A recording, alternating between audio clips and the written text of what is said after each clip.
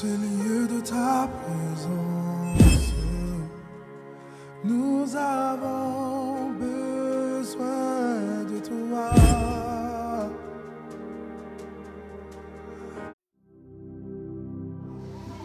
Donc Dieu attend de la femme de Dieu qu'elle soit une femme pour le roi. Amen. Amen. Amen. Amen. Donc nous allons commencer par définir qui est la femme selon la parole de Dieu. Amen. Amen. Dans Genèse 2, 18 à 19, l'Éternel Dieu dit, il n'est pas bon que l'homme soit seul. Alléluia. Amen. C'est Dieu qui a jugé bon de créer la femme. Parce qu'il a dit, il y avait les animaux, il y avait tout ce qu'il fallait. Mais malgré tout ça là, l'Éternel Dieu dit, il n'est pas bon que l'homme soit seul. Je lui ferai une aide semblable à lui. Alléluia. Amen. Dieu a jugé bon de créer la femme. Amen. Amen. Et nous aujourd'hui nous parlons d'une femme pour le roi. Qui est notre roi? Est-ce qu'il y a une maman dans la salle qui peut me répondre? Qui est notre roi? Parce que notre verset de base, c'est dans le livre d'Esther. Esther avait son roi qui n'existe plus aujourd'hui. Amen. Amen. Qui est notre roi à nous les femmes des tabernacles? C'est le Seigneur des Seigneurs. Oui, ma soeur. C'est Jésus-Christ de Nazareth. Alléluia. Nous pouvons acclamer pour notre sœur. Nous avons dans Apocalypse 19, 16. Il avait sur son vêtement et sur sa cuisse un nom écrit Roi des rois, Seigneur des seigneurs. Et dans la Bible, pour les lecteurs de la Bible, on voit le roi de notre Seigneur, c'est avec un R majuscule.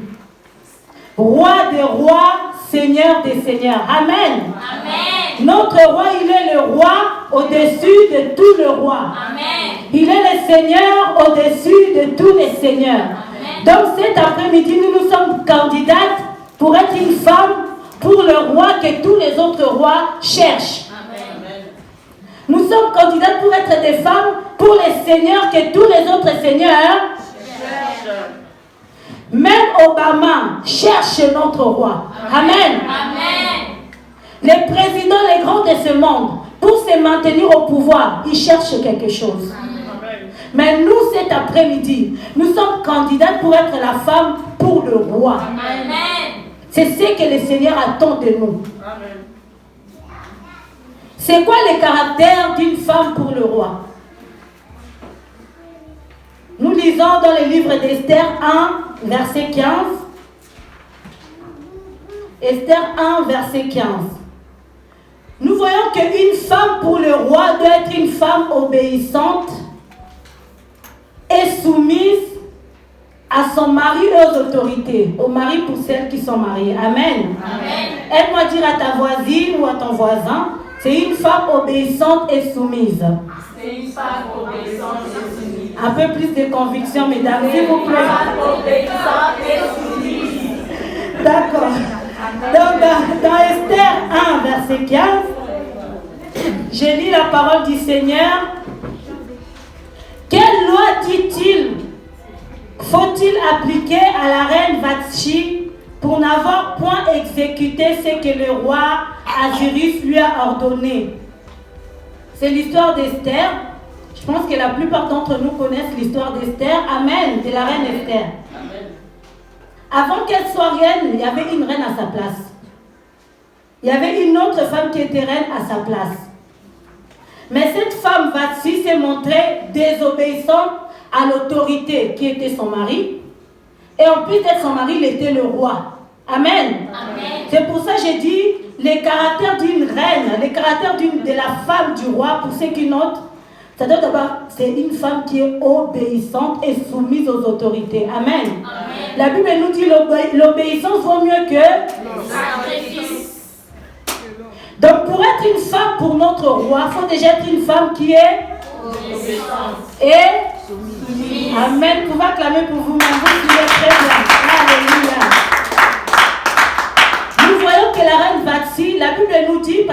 le temps de tout lire. C'était une très belle femme et son mari était très fier d'elle. Amen. Son mari voulait la montrer devant, c'était lors d'un festin, donner un festin à sa gloire. Et la Bible nous dit la femme est la gloire de l'homme. Et le mari voulait présenter sa femme au roi, aux autorités qui étaient là. Et elle a demandé d'aller chercher la reine. La reine a refusé de se présenter devant le roi. Ton insoumission, tu ne peux même pas le faire en cachette. Tu ne peux même pas attendre que vous soyez dans votre intimité. Mais c'est devant tous les gens là que la reine refuse. La reine Vashti a été déchue à cause de l'insoumission et de la désobéissance.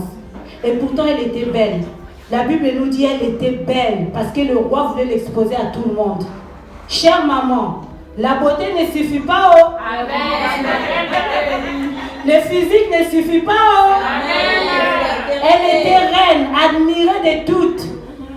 Mais elle a été déchue à cause de la désobéissance et de l'insoumission. En tant que femme pour notre roi, il attend de nous que nous soyons des femmes soumises et obéissantes. Soumises d'abord à lui, aux autorités que lui il a établies, parce que la Bible nous dit toute autorité vient de l'Éternel. Amen. Ça c'est le premier caractère. Et par rapport à la reine Vashti, nous avons l'exemple de la reine Esther, qui est devenue reine à sa place.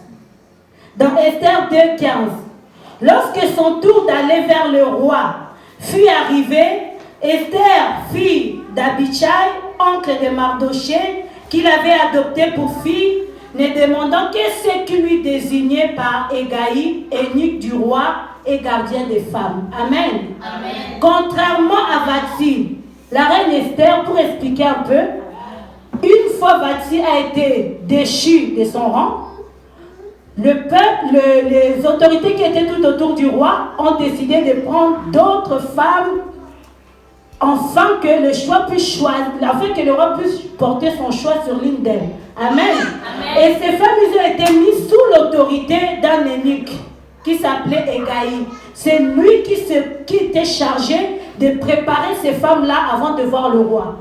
Donc c'est un travail que le monsieur là faisait depuis des années. Toutes les femmes, les concubines du roi de l'époque, les concubines à l'époque, passaient par lui. Donc il savait, il connaissait le goût du roi. Il connaissait ce qui plaisait au roi. Arrivé à son tour, Esther. La Bible nous dit, quand est arrivé le tour d'Esther pour aller se présenter au roi, on leur laisse à leur disposition de prendre tout ce qu'elles veulent. Mais Esther, elle s'est soumise à l'autorité d'Hégaï. Elle a dit, je vais prendre seulement ce que toi, tu vas me dire de prendre. Comment elle peut se fier à quelqu'un qu'elle connaît à peine? Elle s'est soumise à l'autorité que le roi avait. Si le roi l'avait mis là pour gérer les femmes, le roi savait pourquoi. Et vu le nombre d'années qu'il était là maintenu à ce poste, c'est qu'il devait bien faire son travail.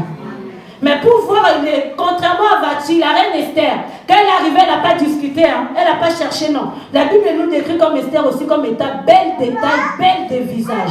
Mais arrivée quelque part, elle s'est mise sous l'autorité de la personne qu'on avait mis au-dessus d'elle. Nous avons les deux exemples de deux femmes. L'une qui a été déchue parce qu'elle était insoumise et désobéissante, et l'autre qui va être promue parce qu'elle s'est soumise aux autorités. Alléluia. Amen. Nous poursuivons pour les caractères d'une femme pour le roi. Une femme pour le roi, c'est une femme qui est influente et qui impacte. Alléluia les mamans. Amen. Une femme pour le roi, c'est une femme qui est influente et qui impacte. Est-ce qu'on peut les répéter s'il vous plaît? Une femme pour le roi est une femme influente et impacte. Est-ce que vous y croyez vraiment? Parce que votre manière... La sœur Marie m'a répondu. Amen, le moment où on est entre nous. Amen. Soyez à l'aise. On est dans la maison de notre Père. C'est une femme qui est influente et qui impacte. Nous, la Bible nous dit, la nature ne vous enseigne-t-elle pas? Nous voyons dans la société actuelle, dès qu'une femme est élevée en dignité, elle devient un modèle. Donc la femme du roi devient automatiquement la reine. Nous allons voir dans le livre de toujours Esther 1,17. Car l'action de la reine parviendra à la connaissance de toutes les femmes. Et les portera à mépris leur mari. Elles diront, le roi Azurus avait ordonné qu'on amena à sa présence la reine Vashti et elle n'y est pas allée. Amen. Amen. Parce qu'elle a été désobéissante. On voit ici que le comportement de Vashti, si on l'avait maintenu en son poste de femme, allait avoir des répercussions. Parce que les autres femmes avaient dit, si même le roi même a laissé que sa femme fasse, si même le roi a autorisé que sa femme fasse, c'est par là que nous voyons, quand on est une femme pour le roi, on est amené à influencer automatiquement notre entourage. Maintenant, interroge-toi, toi tu influences ton entourage dans quoi? Dans le bon ou dans le mauvais? Amen. Bonne question. Alléluia, merci ma sœur. Quand tu es une femme pour le roi, c'est une femme qui influente et qui impacte. Chère maman, toi dans ton entourage, on demande aux gens de te décrire. On va te décrire comme qui? C'est vrai, hein, la Bible nous dit on s'en fout de ce que les gens disent. Ok. Mais la Bible nous dit aussi une bonne réputation vaut mieux qu'un bon parfum. Alléluia. Amen. Quelle influence tu apportes ton entourage? Quel impact tu causes tout autour de toi? Rien que là, depuis que tu as accepté Jésus comme Seigneur et Sauveur, tu as déjà ramené combien à l'église? Une femme qui impacte dans son entourage, partout où elle passe, elle laisse des traces. Une femme qui est dans les Seigneurs, tu connais qui tu es dans les Seigneurs. Nous avons l'exemple quand on est amoureux, on parle de son amoureux, on en parle tout le temps. Si tu aimes Jésus, une femme pour le roi, tu dois impacter ton entourage. Tu dois les influencer rien que par ta manière d'être. Rien qu'avant même que tu aies ouvert la bouche pour parler. Rien que quand on te regarde, dis non, elle là, c'est pas n'importe quelle femme. Elle est dans une école, elle a été, comment on peut dire? Elle a été préparée pour tenir un rôle d'une reine. Alléluia. Une femme pour le roi, elle est manière, c'est une femme qui influence, sans même parler, rien que par sa manière d'être. Nous avons vu la reine Esther a été préparée avant de se présenter devant le roi. C'est une femme qui influence. Toi, qui tu influences tout autour de toi? Tu leur influences dans le bon ou dans le mauvais? Fais un peu le bilan des gens qui t'entourent. Depuis que ces gens-là te côtoient, qu'est-ce que tu as apporté de bon dans leur vie? Alléluia les mamans. En quoi tu as impacté positivement leur vie? Alléluia. La meilleure manière de sauver quelqu'un, c'est de lui apprendre Jésus. Tu peux me donner l'argent aujourd'hui, l'argent fini. Mais si tu me montres Jésus, si tu me montres la source où aller puiser, là tu m'as aidé, tu m'as impacté pour l'éternité. Alléluia. Amen. La meilleure manière pour une femme, le caractère d'une femme pour le roi, c'est une femme qui impacte. Dans le bon, bien sûr. Alléluia. Selon la parole du Seigneur. Nous poursuivons. C'est une femme de prière. Alléluia. C'est une femme de prière. La dernière fois, Pasteur Patience était venu ici, il nous a parlé sur prier sans cesse. Je vais un peu vite, je cours derrière le temps. C'est une femme de prière. Alléluia. La prière, c'est la base de tout. On peut beau pleurer, tu pleures, tu déprimes. Après, quand tu sors, la situation qui te faisait pleurer est toujours là. Nous avons l'exemple de la reine Esther. La reine Esther, elle s'est trouvée, là c'est une fois elle est devenue reine, elle s'est trouvée face à une situation inattendue. Lorsqu'elle a été dans la royauté, elle avait caché son identité au roi. Mais Dieu l'a mis face à ses responsabilités. Alléluia. Amen. Dieu a mis la reine Esther face à ses responsabilités. Elle s'est retrouvée que Aman a fait voter une loi pour tuer tous les Juifs. Et elle-même juive, elle était où? Dans la maison du roi. Elle a voulu cacher son identité. Mais Dieu a créé une situation qui l'a obligée à dire qui elle était réellement. Amen. Mais la reine Esther ne l'a pas fait comme ça là. Elle n'a pas paniqué quand elle a appris que le sort de son peuple était en jeu. Nous voyons dans le livre de Esther 4, 15 à 17. Une fois que la nouvelle lui est parvenue, elle est dans le château, mais elle n'était pas au courant de ce qui s'est passé à l'extérieur. Elle va entendre le bruit que le peuple, ça se passe dehors. Elle va se renseigner.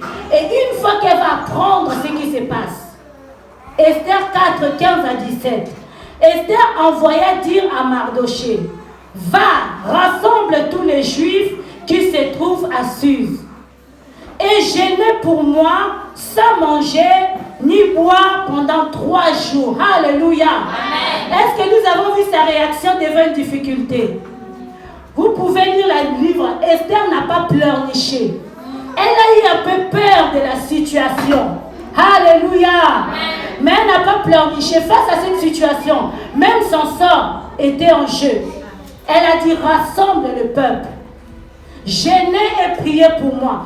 Non seulement vous jeûnez, priez pour moi. Moi aussi, je jeûnerai de même avec mes servantes. Non seulement les autres devaient prier pour la soutenir dans ce qu'elle devait faire, mais elle-même d'abord, elle était une femme de prière. Tu ne peux pas demander aux autres de faire ce que toi tu n'es pas capable de faire. Alléluia. Amen. Alléluia. Amen.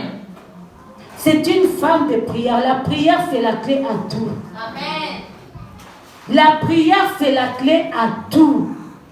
Tu peux ne pas avoir de diplôme. Tu peux ne pas avoir de château. Mais si tu as la prière, alléluia. Amen. Pour que je me tienne là devant vous, ce n'est pas parce que j'ai quelque chose, je ne sais pas quoi. J'ai juste appris à fléchir le genou par terre. Alléluia. Amen. Le caractère d'une femme pour le roi, c'est une femme de prière.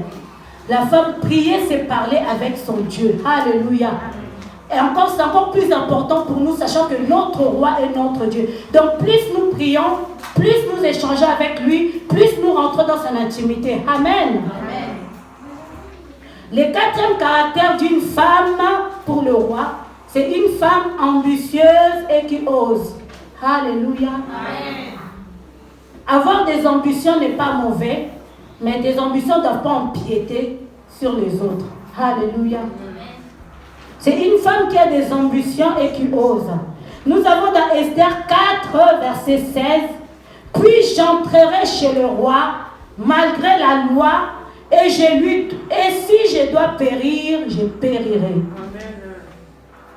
Là, sa vie était en danger. Quand elle demandait qu'on gêne, on prie pour elle. Parce qu'il y avait une loi qui interdisait toute personne à se présenter devant le roi si le roi ne t'avait pas appelé.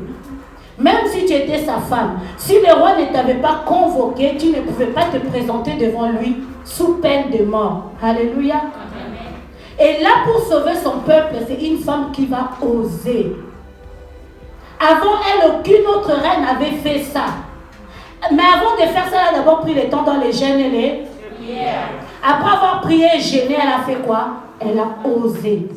Donc, prier et jeûner, c'est bien, c'est un bon fondement. Après, il faut faire quoi? Il faut oser. Dans la prière, dans les secrets, on va s'équiper. On va se ressourcer. Une fois qu'on s'est ressourcé, on sort pour affronter le monde réel. Alléluia. Parce que c'est le monde qui a besoin du Christ et qui a besoin de notre roi. Alléluia. C'est ce que Esther elle a fait. Après avoir prié et jeûné, elle a osé. Elle s'est présentée devant le cour du roi. Elle a dit, si je périrai, si je dois périr, je périrai.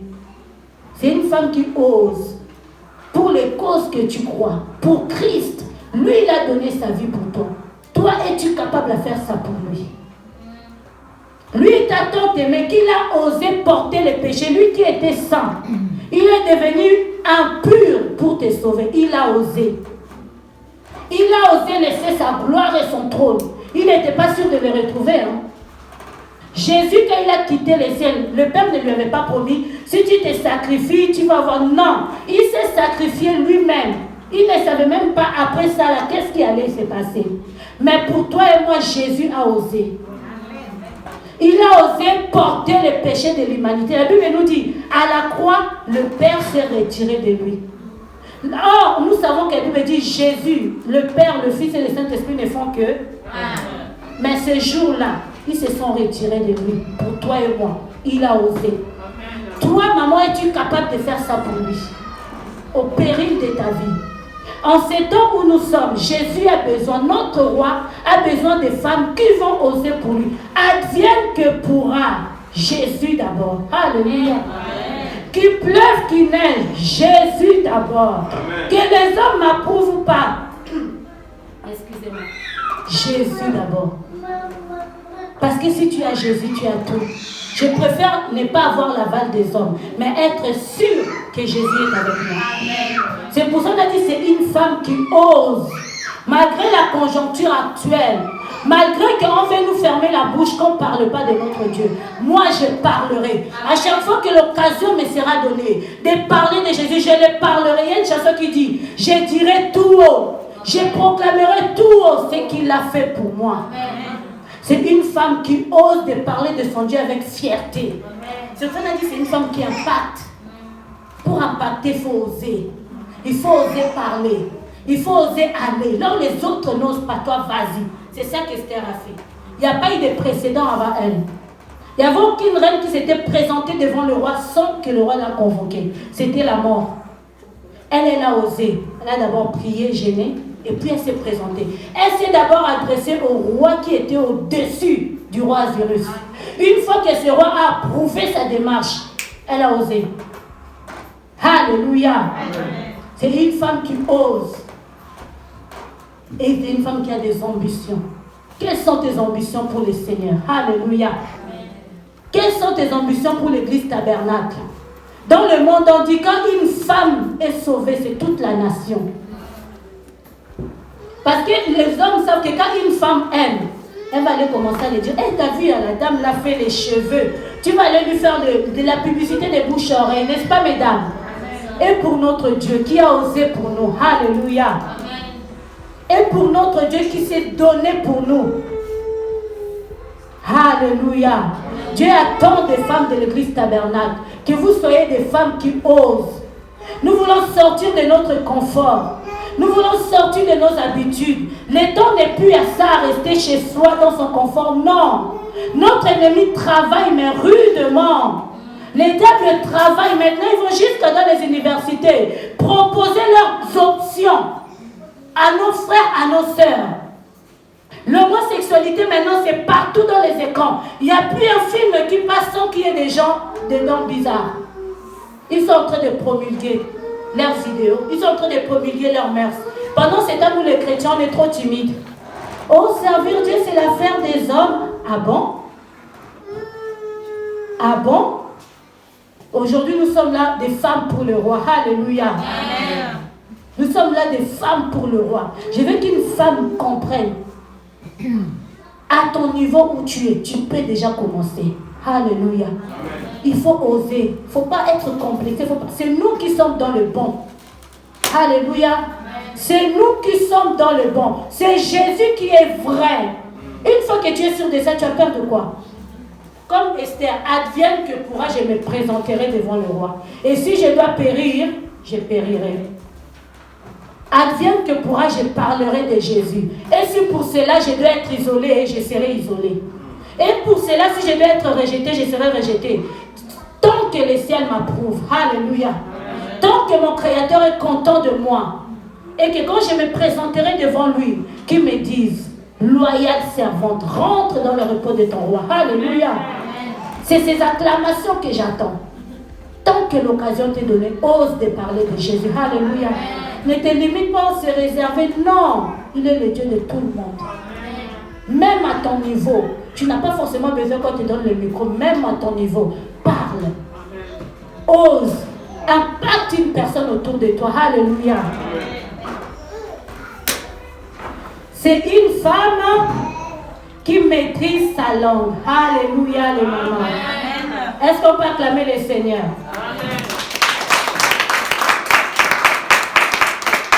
Une femme pour le roi, c'est une femme qui maîtrise sa langue, qui parle avec sagesse.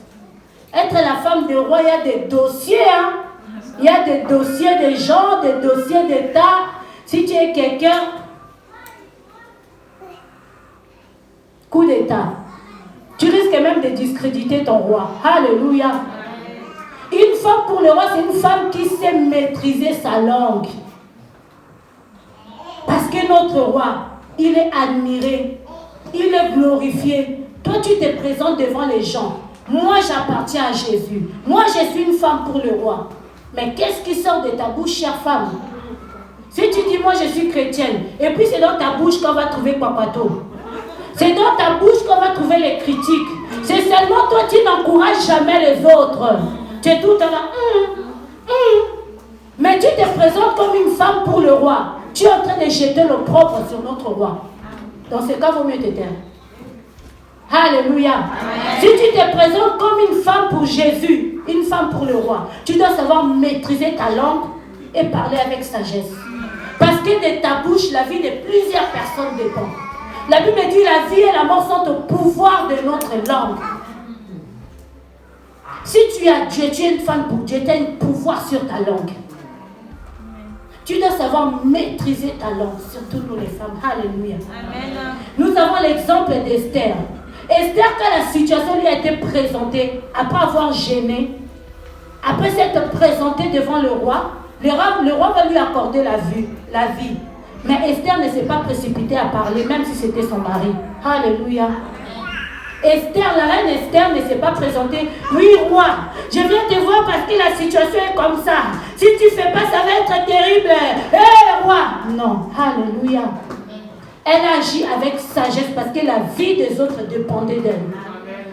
Nous avons dans Esther 5, Esther répondit, une fois que le roi l'a agréé, si le roi trouve bon que le roi vienne aujourd'hui avec Aman au festin que je lui ai préparé. Elle s'est présentée devant son mari au péril de sa vie pour inviter le roi au festin. Est-ce qu'on arrive à suivre les schémas qu'elle va faire? Pour se présenter devant le roi, elle pouvait mourir.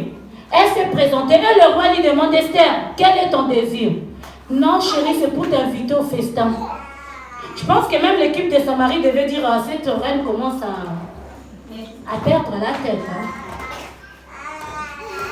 Ensuite, les procédures.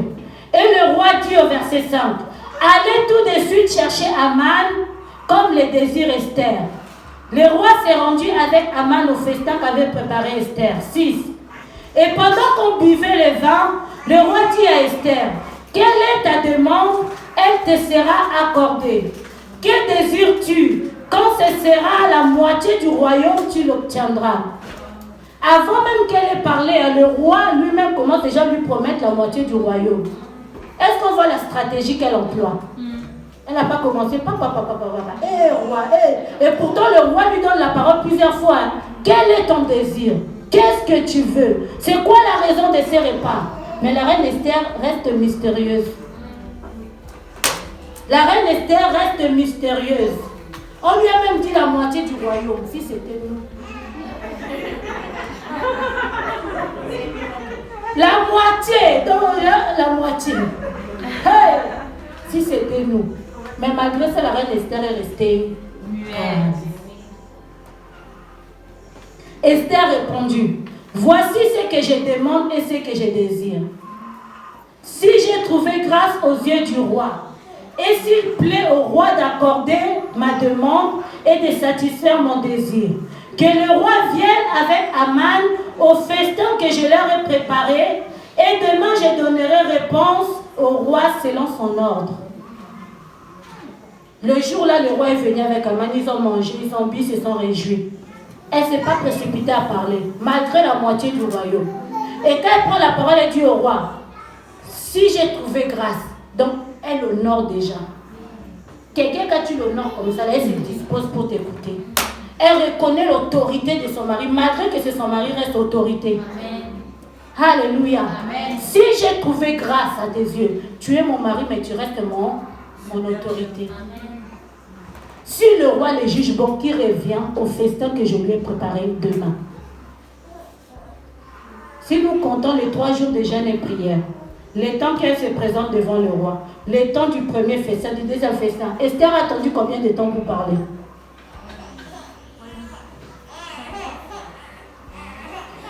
C'est seulement à Esther, là on était à Esther 5, hein. C'est seulement dans le chapitre 7 que Esther va donner réponse au roi. Esther 7, 3 à 7. La reine Esther répondit: si je trouve grâce à tes yeux, ô roi, et si le roi le trouve bon, accorde-moi la vie. Elle n'est pas partie directement dans les accusations. Et tu sais, hein, Aman là qui est à côté de toi, il cherche à faire ceci, il fait des complots. Non. Elle parle avec sagesse.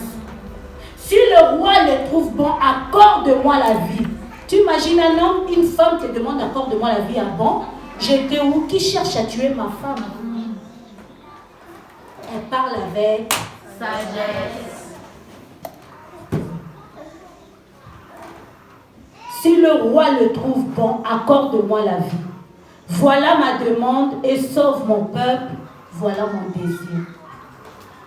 C'est au chapitre 7. Tout ce qu'on a lu tout à l'heure, c'est au chapitre 5. C'est au chapitre 7.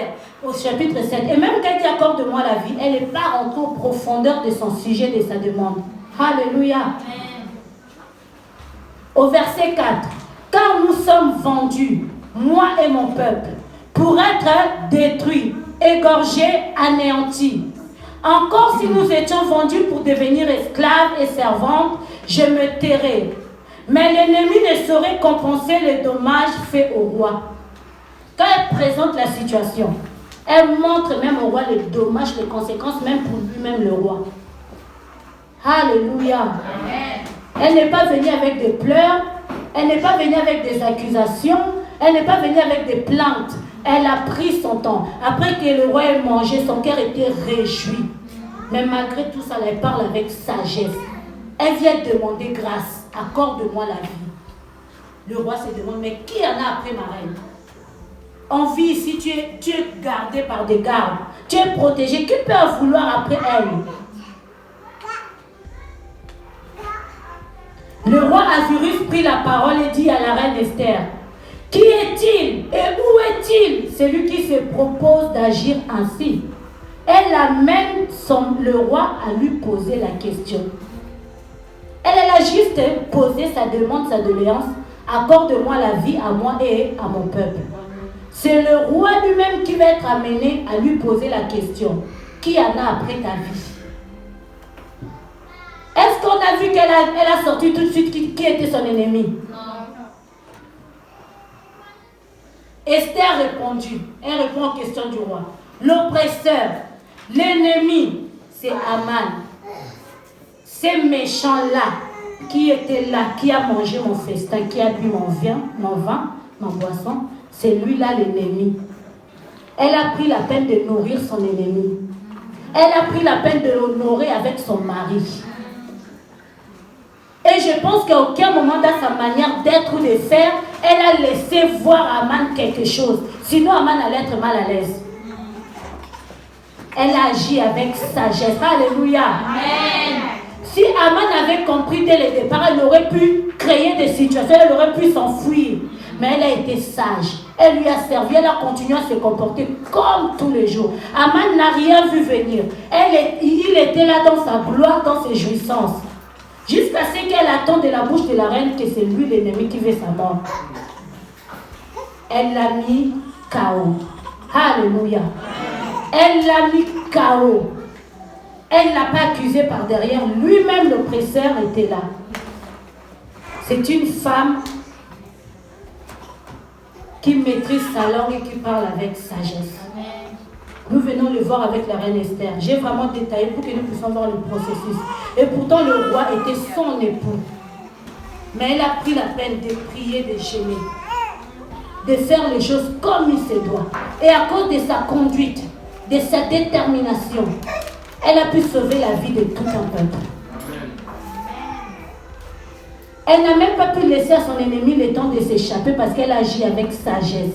Elle a su maîtriser sa langue. Elle a su maîtriser ses émotions. Nous les femmes, nous sommes parfois tellement émotionnelles pour un rien. On peut mettre le feu à la maison pour un rien. Parce que tes sentiments, tu sens, ça monte, ça monte, ça monte. Il faut que je parle. Alors que si on savait nous maintenir, nous tenir, maîtriser nos langues, Alléluia les mamans. Est-ce qu'on s'est fait comprendre? Il y a une femme qui est bénie cet après-midi. C'est ça le caractère d'une femme pour le roi. Qui peut être candidate à la royauté? Qui peut être une femme pour le roi?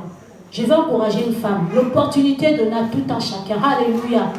Peu importe tes origines, peu importe la famille à laquelle tu viens. Nous voyons l'exemple de la reine Esther. La reine Esther était une orpheline qui vivait dans un pays qui n'était pas le leur. Dans un pays qui n'était pas le sien, elle vivait là. Orpheline de père, de mère, élevée par un homme, Mardochée. On nous parle de Mardochée. Si Mardochée avait une femme, on allait mentionner que Mardochée avait une femme. Esther a été élevée par un homme. Tout ça pour te dire l'opportunité, peu importe ton passé, peu importe qui tu es, peu importe tes origines, tu es une bonne candidate à la royauté. Alléluia. Tu es une bonne candidate à la royauté cet après-midi. Ne laisse pas le mensonge du diable t'embrouiller. Alléluia. Ne laisse pas les langues vipères te décourager. Alléluia. J'ai fait des erreurs. Ok, nul n'est parfait, seul Dieu. Avec mes erreurs, avec mes imperfections, je m'approche de celui qui est parfait.